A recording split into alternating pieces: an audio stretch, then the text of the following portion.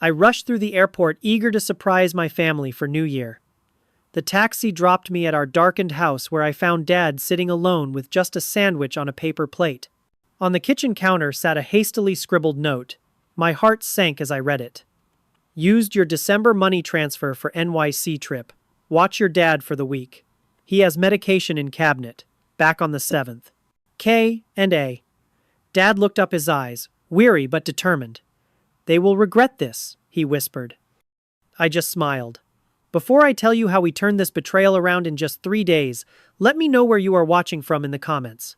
Hit like and subscribe if you have ever had family take advantage of your generosity. You are not alone in this journey. My name is Jason, and I am a 32-year-old app developer living in San Francisco. I moved to the West Coast 5 years ago to pursue my career, leaving behind my father in our small hometown in Ohio.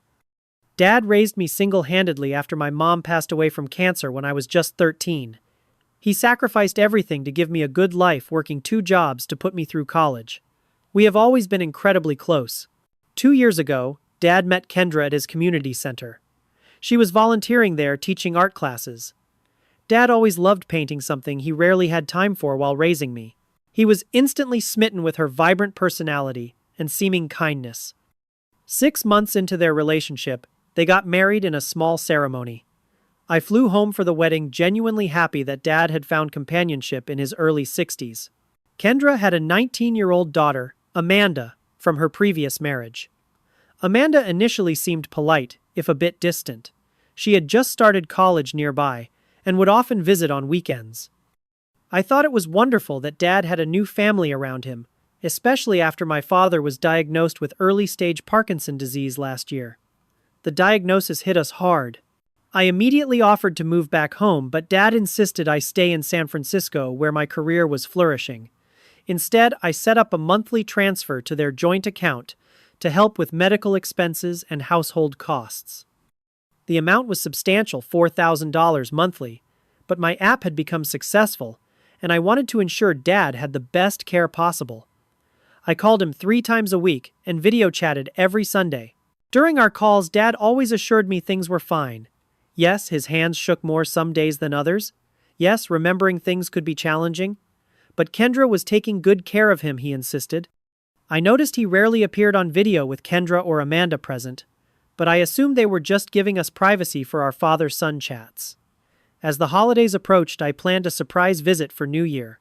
Dad loved the holiday, and I thought nothing would make him happier than ringing in the new year together. I booked a flight arriving on December 31st, purchased 3 expensive watches as gifts for everyone, and even arranged for a special dinner delivery from his favorite restaurant. The snowfall was light as my plane touched down in Ohio. Everything looked just as I remembered from my childhood. The streets decorated with twinkling lights, families gathering in homes visible through warm windows. I felt a surge of nostalgia and anticipation as the taxi driver turned onto our street. "Looks pretty dark over there," the driver commented as we pulled up. "You sure somebody is home?" I paid him, assuming Dad was perhaps napping. He tired easily these days. "My dad is inside," I assured him, grabbing my luggage. "Thanks for the ride." What I found upon entering our family home would forever change my understanding of trust and family. I called out as I entered, but the house remained eerily quiet. Most of the lights were off, except for a dim lamp in the living room. There I found my father sitting alone in his recliner, dressed in the same sweater I had sent him last Christmas, now looking worn and slightly too large for his frame. In front of him was nothing but a simple sandwich on a paper plate. "Dad," I dropped my bags and rushed over. He looked up, surprise, and then relief washing over his face. "Jason, what are you doing here?" His voice cracked as he struggled to stand. I hugged him, alarmed at how much weight he had lost. "I came to surprise you for New Year. Where is everyone?" That is when he gestured weakly toward the kitchen. On the counter sat a plain white notepad with the hastily scribbled message I had read upon entering. I read it again, fury building inside me. "Used your December money transfer for NYC trip. Watch your dad for the week. He has medication in cabinet. Back on the 7th. K and A." The note was cold, utilitarian. Not a word about the holiday, no apology for abandoning my father, no gratitude for the money they had taken, just instructions as if my father were a houseplant needing occasional watering. "Dad, what happened?" How long have they been gone? I asked, trying to keep my voice steady. He looked down, embarrassment evident in every line of his face. They left yesterday morning. Kendra said they deserved a nice vacation. I did not think they would use your money, son. I am sorry. You have nothing to be sorry for, I insisted, fighting to control my anger. I helped him to the kitchen, noticing how the house had fallen into disarray. Unwashed dishes filled the sink. Mail was piled unopened on the counter. The refrigerator, when I opened it, contained little besides condiments and expired milk. When did you last have a proper meal? I asked. Dad avoided my gaze. Kendra has been busy. Amanda too. They cook sometimes. Further questioning revealed that our joint account, which should have contained over $8,000 from my last 2 transfers, had been emptied the day before they left. Dad still had his personal account, but it contained only a few $100s from his pension. As we talked, more concerning details emerged. Dad's medication schedule had been irregular at best, with Kendra often forgetting to remind him to take his pills. The house was cold because she had turned the thermostat down to save money, despite the frigid Ohio winter. My father, who had always been meticulously clean, wore the same clothes for days because doing laundry had become too difficult with his tremors. Why did you not tell me, Dad? I asked gently. His eyes welled up.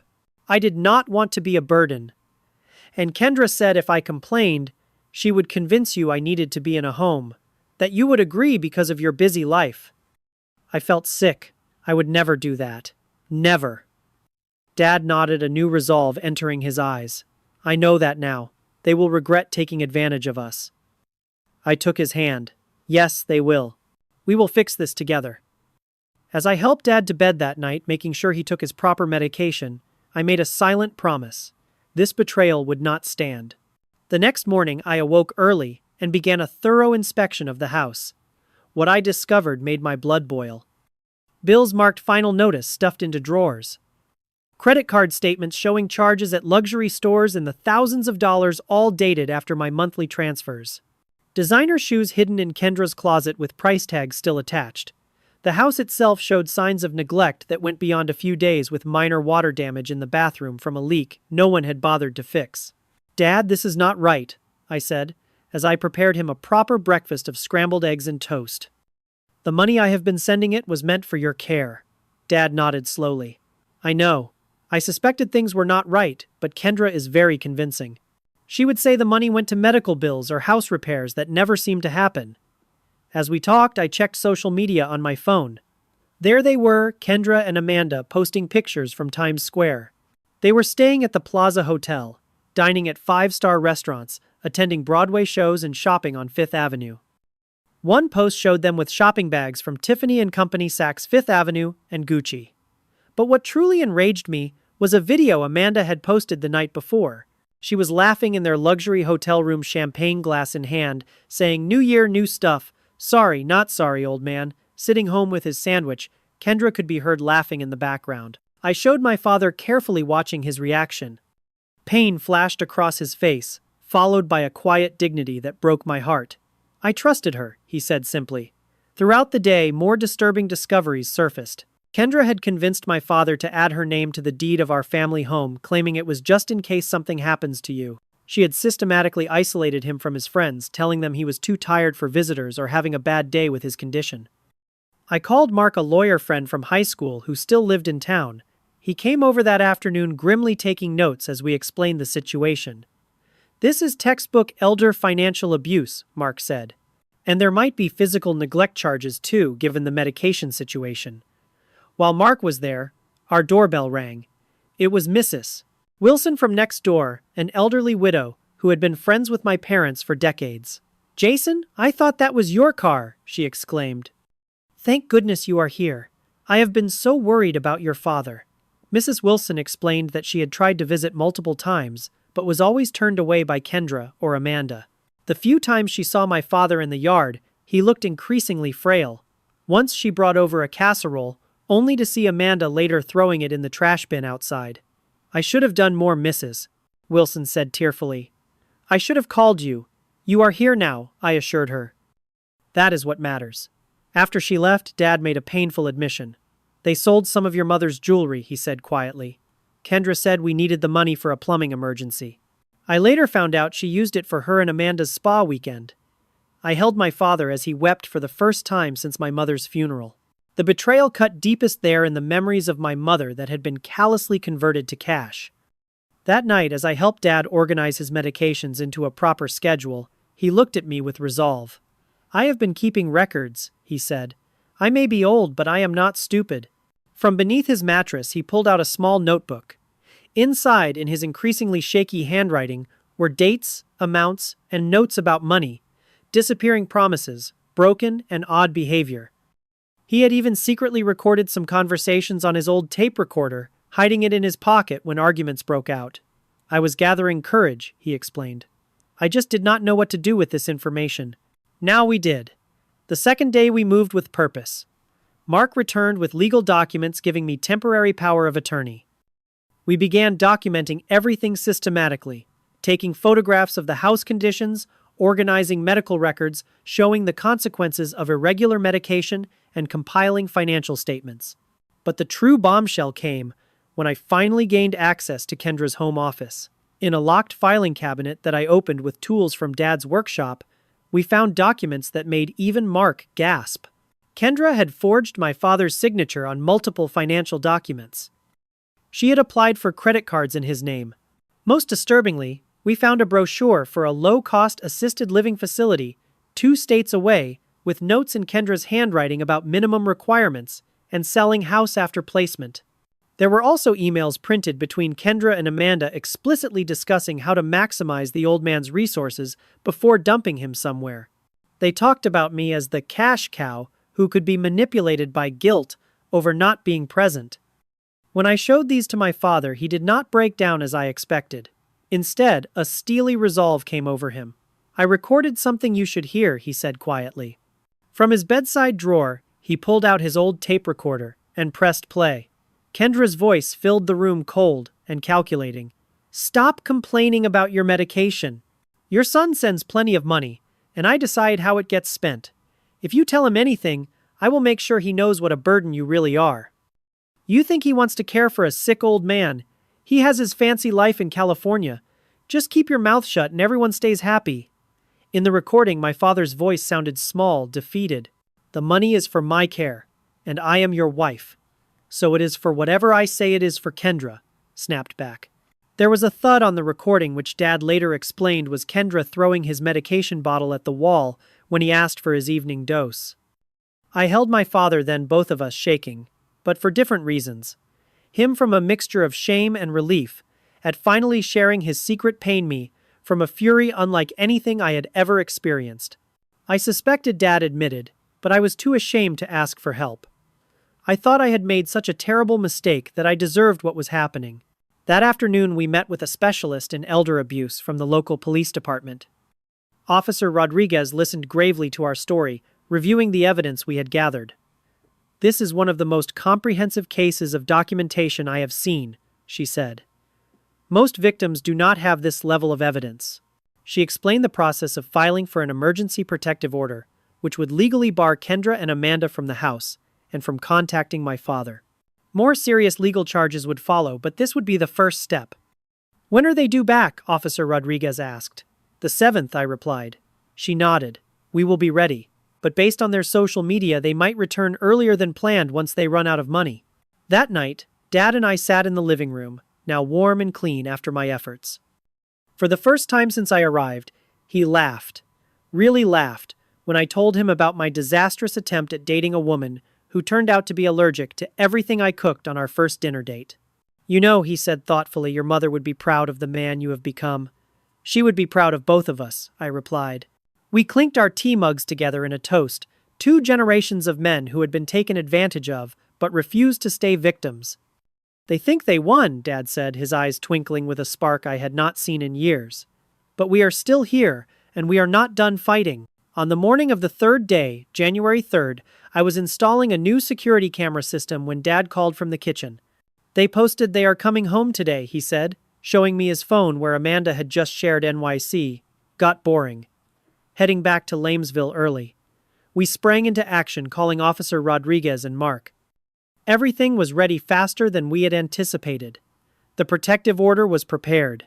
The evidence was organized. The house was secured. At 2:30 in the afternoon, a taxi pulled into our driveway. Kendra and Amanda emerged laden with shopping bags, laughing until they spotted my car. I opened the door before they could use their keys. Dad stood behind me straight and dignified. Kendra faltered her smile, morphing into confusion. What a surprise, we were just… Save it, I said quietly. We need to talk. Reluctantly, they entered the house immediately, noticing the changes. The security cameras, the organized papers on the dining table, the presence of Mark and Officer Rodriguez sitting calmly in the living room. What is going on here? Kendra demanded, her voice rising. Anthony, what have you been telling him? My father stepped forward. The truth, Kendra. Finally, the truth. What followed was like watching a mask slip in slow motion. As Officer Rodriguez calmly explained the emergency protective order and the evidence of financial elder abuse, Kendra cycled through expressions of shock, indignation, and finally desperate anger. This is ridiculous! I am his wife, she shouted. I have every right to use our money as I see fit. It was not your money, I stated firmly. It was sent specifically for Dad's care, which you neglected. Amanda tried a different approach, bursting into tears. We just wanted a nice vacation. Is that so wrong? You have plenty of money, Jason. Enough, Dad said, his voice quiet but commanding attention. I welcomed you both into my home, into my life. I shared everything I had, and you took advantage of my illness and my trust. Officer Rodriguez handed Kendra the protective order. You and your daughter need to collect essential personal items only under supervision and leave the premises. You are not to contact Anthony or enter this property. You cannot do this, Kendra sputtered. This is my house too. Actually, Mark interjected. We have evidence that your addition to the deed was done under duress and through manipulation of a vulnerable adult. That will be addressed in court. For 30 tense minutes, Officer Rodriguez and another policeman who had arrived supervised as Kendra and Amanda packed essentials. They were not permitted to take any valuables or items purchased with my funds. Amanda sobbed dramatically throughout, while Kendra maintained a stony silence, broken only by occasional threats about lawyers and retribution. As they were escorted out, Dad called softly. I told you they would regret it. The door closed behind them. The house fell quiet. It is not over, Mark cautioned. There will be legal proceedings, testimony, possibly a trial. We know, I replied. But today, right now, it is a victory. Officer Rodriguez left her card and the contact information for victim support services. Mark promised to begin civil proceedings to recover the stolen funds. When they left, Dad and I stood in the living room, somewhat dazed by how quickly everything had transpired. 3 days, Dad mused. When they left me with just a sandwich, I never imagined they would be the ones leaving just 3 days later. That evening, we had dinner delivered from his favorite Italian restaurant. We toasted with sparkling cider, Dad smiling as he raised his glass. To justice, he said. And to family, real family. 1 month later, I sat in my new home office in San Francisco, on a video call with Dad, who was now comfortably settled in the guest house of my property. His health had improved dramatically with proper medication management and reduced stress. The tremors were less pronounced, and he had regained some of the weight he had lost. The legal proceedings against Kendra were progressing well.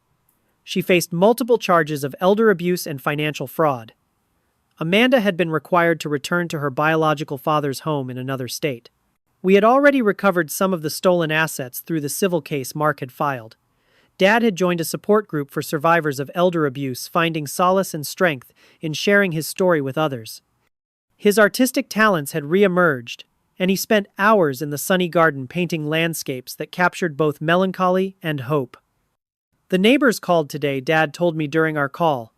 Mrs. Wilson says the flowers you planted before we left are starting to bloom.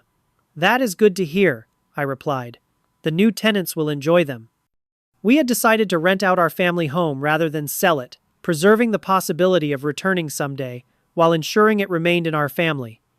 I have been thinking, Dad said thoughtfully, about trust and forgiveness.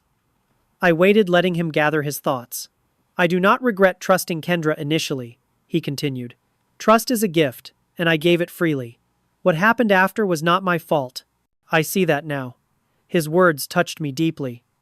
Through all the pain and betrayal, my father had maintained his fundamental decency. I am starting volunteer work next week, he announced proudly, with the Elder Protection Advocacy Group. They want me to share my experience to help others recognize the warning signs I missed. That is wonderful, Dad. Mom would be so proud. He smiled the genuine, unguarded smile I remembered from my childhood. I think about her often. What she would say about all this.